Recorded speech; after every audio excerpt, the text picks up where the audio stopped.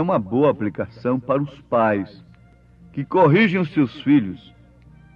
Deve ser para que eles se tornem participantes do seu caráter. Se nós não temos um caráter perfeito, como podemos exigir dos nossos filhos um caráter perfeito?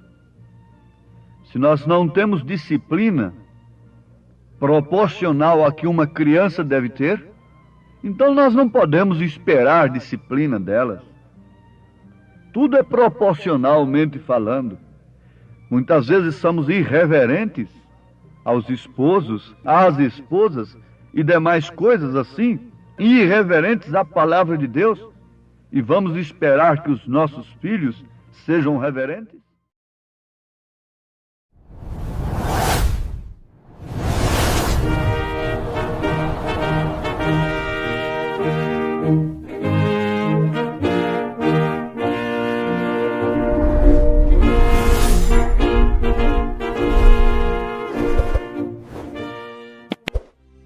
O amor tudo sofre, tudo crê, tudo espera, tudo suporta.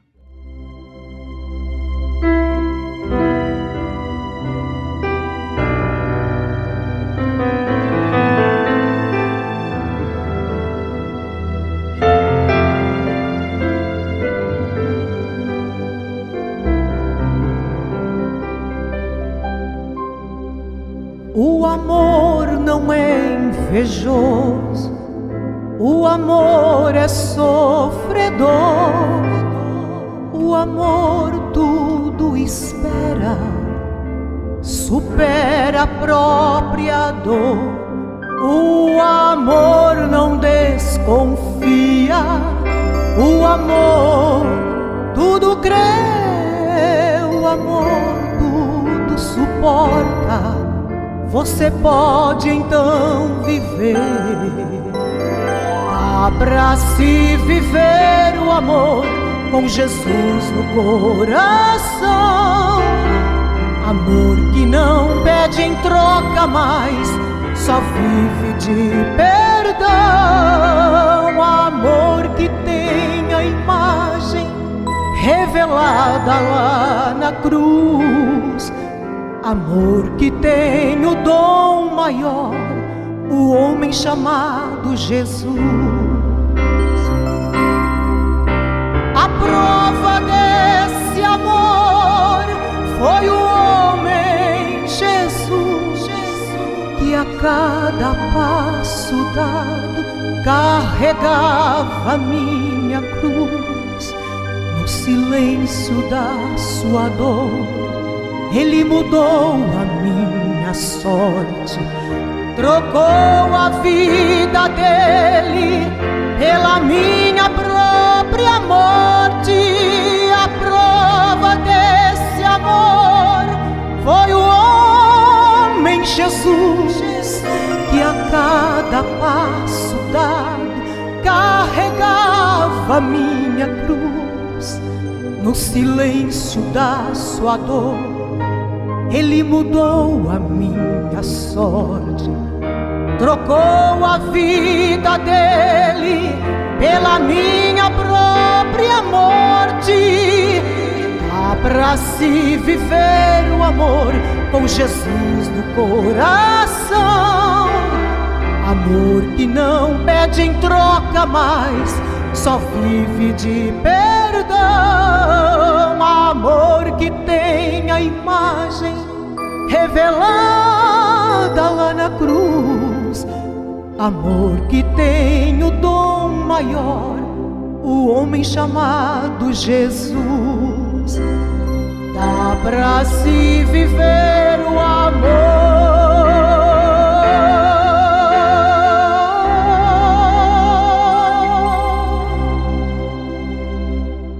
São Paulo, como um verdadeiro profeta de Deus, na sua primeira carta aos Coríntios, capítulo 12, fala sobre a unidade dos membros do corpo.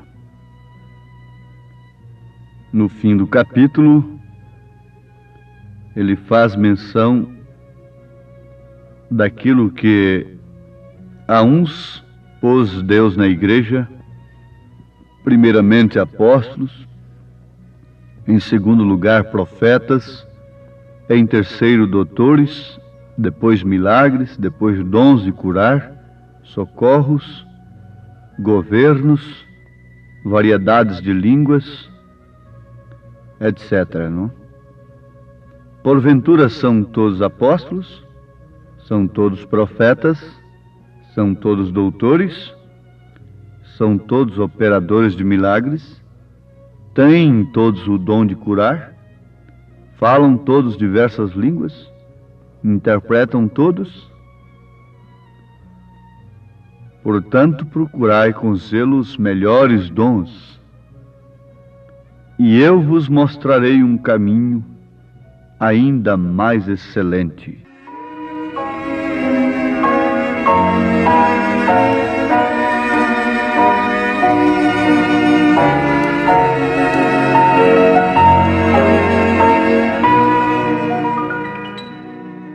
Amados, o apóstolo, depois de falar sobre estes dons, os quais nos recomenda buscar com zelo, disse: e eu vos mostrarei um caminho ainda mais excelente. Em outras palavras, o apóstolo está dizendo que todos os dons podem ser exercidos sem aquilo que ele apresenta no capítulo seguinte, que é o capítulo 13 da carta em apreço, 1 aos Coríntios. É o amor. Podem se exercer os dons na igreja sem este caminho mais excelente, que é o amor. Nós podemos provar isto pelas Escrituras, quando o mesmo apóstolo diz: ainda que eu falasse as línguas dos homens e dos anjos, e não tivesse amor, seria como metal que soa ou como sino que tine. Isto quer dizer que o homem pode falar as línguas dos homens e dos anjos sem ter amor. E ainda que tivesse o dom de profecia e conhecesse todos os mistérios e toda a ciência, e ainda que tivesse toda a fé, de maneira tal que transportasse os montes, e não tivesse amor, nada seria. Isto nos mostra que as pessoas podem saber mistérios, ciência, ter toda a fé a ponto de transportar montes e não ter amor ainda. Ainda que distribuísse toda a minha fortuna para sustento dos pobres, e ainda que entregasse o meu corpo para ser queimado e não tivesse amor, nada disso me aproveitaria. O apóstolo está mostrando ainda que ele poderia repartir toda a sua fortuna, fazer a chamada caridade, que na verdade é amor. Mas a caridade no sentido popular é aquilo, dar esmolas, etc. Mas aqui ele diz que ainda que ele distribuísse toda a sua fortuna para sustento dos pobres, e ainda entregasse o seu corpo para ser queimado, se desgastasse em todo o serviço, não tivesse amor, nada disso lhe aproveitaria. Voltando no Evangelho São Mateus, capítulo 7, versículo 22, nós encontramos que as pessoas podem fazer maravilhas, curar enfermos, expelir demônios, sem se afastar da iniquidade, sem ter amor. O amor, diz ele começa a descrever o amor. O amor é sofredor, o amor é benigno, o amor não é invejoso, o amor não trata com leviandade, não se ensoberbece, não se porta com indecência, não se veste desta maneira que o mundo está se vestindo, isso é falta de amor de Cristo. Isso é uma agressão, portanto, falta de amor. Não se porta com indecência, não busca os seus interesses, não se irrita. E com facilidade nós estamos irritados. Não suspeita mal, com facilidade nós estamos suspeitando mal. Não folga com a injustiça, mas folga com a verdade. Tudo sofre, tudo crê, tudo espera, tudo suporta. O amor nunca falha, nunca falha. Amados, falar sobre amor é muito bonito, é muito lindo. Eu já li alguma coisa sobre amor. E o escritor, muito profundo, tomou o exemplo daquela cachorrinha que buscava pão todos os dias na panificadora para a família, sua dona. Um dia, começou a faltar pão na sacola. E então a família, naturalmente, o responsável pela família foi ali na panificadora e reclamou. O dono da panificadora disse: não, nós temos posto justamente de acordo com o pedido, todos os dias. Mas continuou faltando um pão. O que estaria acontecendo?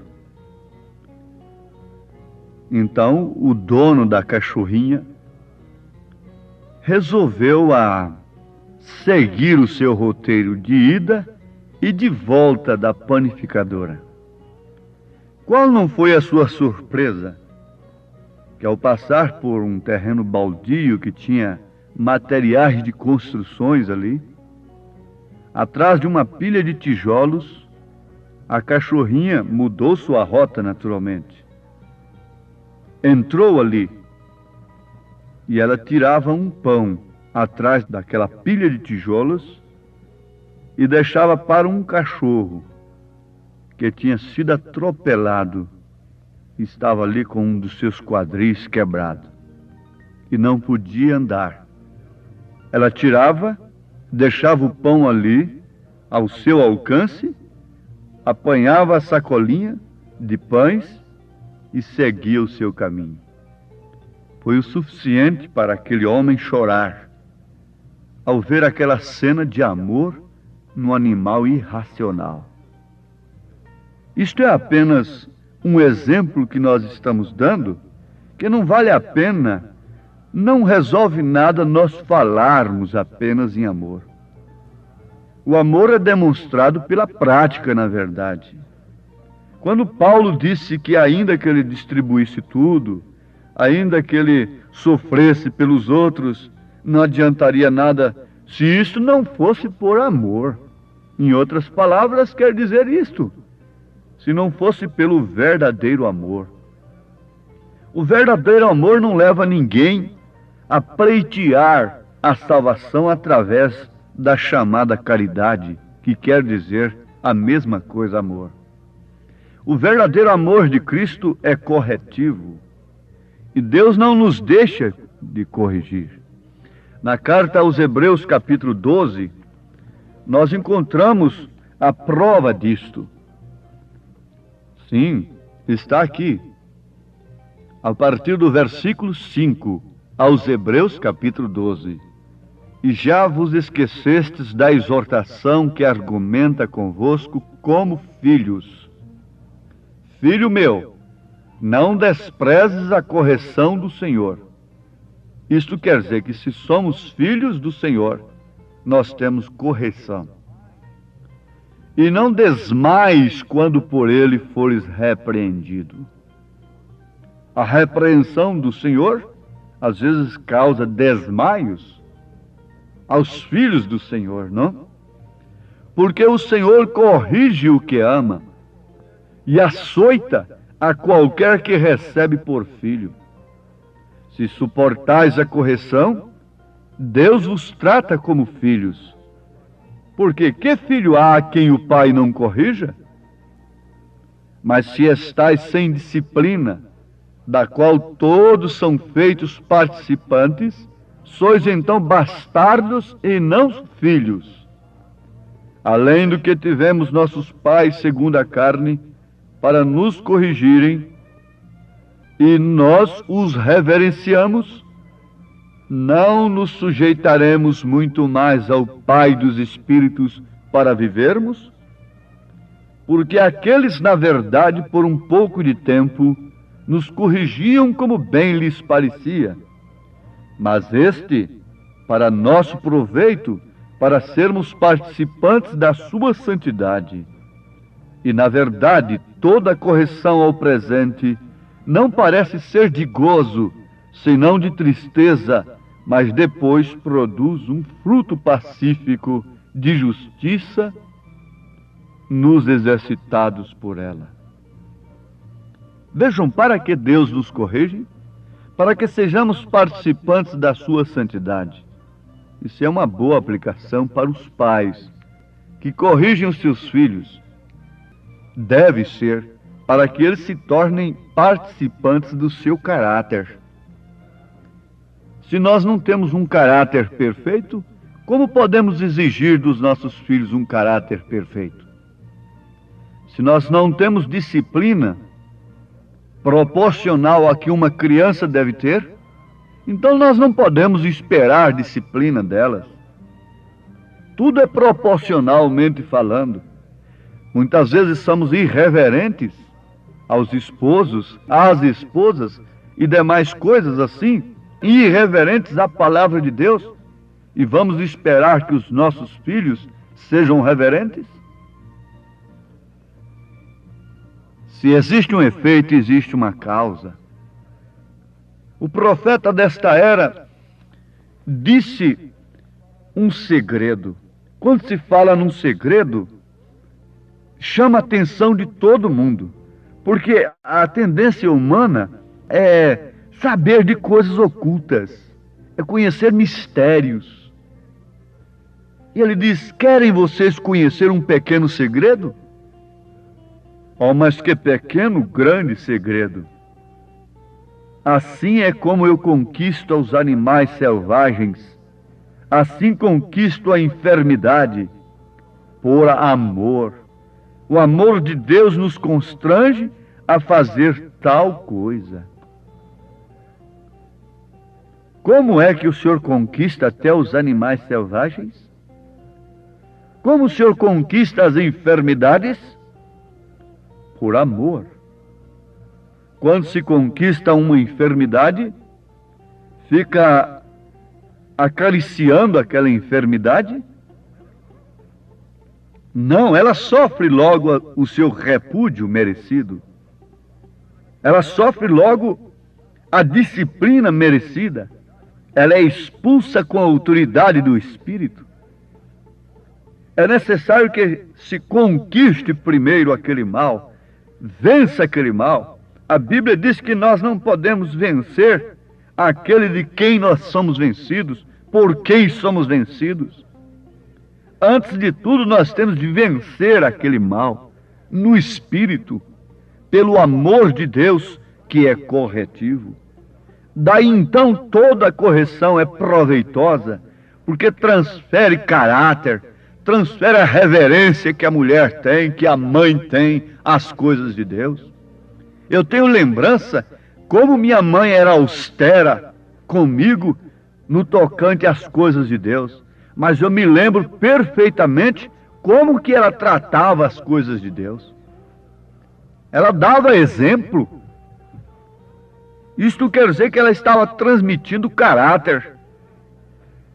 Antes de ter a experiência com Deus, eu cheguei a fumar há alguns anos, depois que saí do seu domínio. Mas a Bíblia diz: cria o teu filho no caminho do Senhor, e mesmo depois de velho ele não fugirá dele. E minha mãe me ensinou tanto a respeitar a casa de Deus, que depois de casado, adulto, um dia eu fui para entrar na igreja, para assistir um culto e por reverência, por respeito, não com a intenção de deixar de fumar, amoitei o maço de cigarro, escondi o cigarro no jardim da avenida que tem em frente à igreja. Resultado, nunca mais voltei a apanhar aquele cigarro. Tomei aversão pelo fumo em tempo, graças a Deus. Mas por quê? Quantas vezes a minha mãe falou, prometeu, não ficava brigando comigo dentro da igreja. Mas o que ela falava, ela cumpria em casa. Mas ela estava transmitindo caráter, transmitindo santidade, transmitindo uma coisa que ela dedicava a Deus, a mim. E depois de velho, depois de adulto, para entrar na igreja, eu amoitei o cigarro, o qual nunca mais fui procurá-lo. Está aqui uma vitória do amor que é corretivo. Aqui está um exemplo da prática do amor. Pinta-se muitos quadros sobre o amor. Fala-se muito sobre amor, mas é bom que num tempo desse nós lembremos de que a prova do amor de Deus foi se fazer carne e habitar entre nós, sofrer conosco todas as nossas necessidades, mas por fim entrar no templo com a Zohag e dissipar todas as trevas, e por ordem na igreja, entrar na igreja como um diácono verdadeiro, com a palavra do Senhor. Onde nós podemos obter caráter, santidade de Deus? É no lar e na igreja, porque em outros lugares a coisa é só para perder. Perder o que a mãe ensina, o que o pai ensina. Em outros lugares é somente para perder. Mas no lar e na igreja é o lugar onde devemos receber o caráter cristão. E se esses lugares falham, se os lares onde nós repousamos não têm nada para nos dar no sentido de caráter cristão, cabe a pergunta do profeta nesse instante: o que seria deste mundo se ele pudesse esperar a nova geração? O que seria deste mundo se Deus tardasse e tivesse que esperar a nova geração? Amados, é um lembrete apenas do que é amor. O amor é corretivo, e se somos filhos de Deus, Ele nos corrige. Se somos filhos de Deus, portanto, nós aceitamos a mensagem como ela é. Em nome de Jesus Cristo, Deus nos abençoe com esta grande bênção do caráter de Cristo em todos nós. Amém. Não adianta pôr o teu corpo a queimar se não tiver amor. Isso não adiantará. Mas se quiseres amar a Jesus, tens que amar o seu irmão de coração.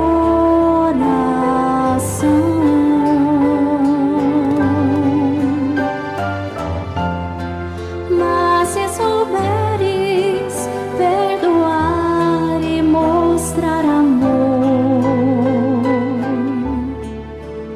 a quem nunca soube amar,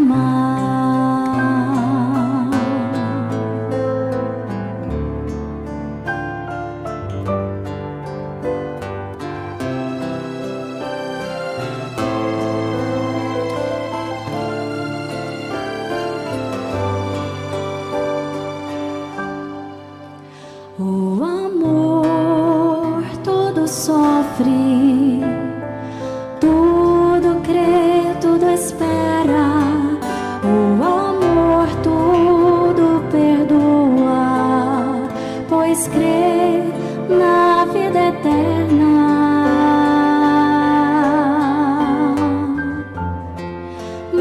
se quiseres amar a Jesus, tens que amar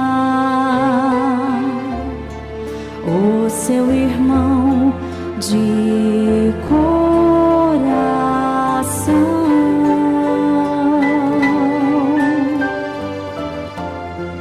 Mas se souberes perdoar e mostrar amor a quem nunca soube amar,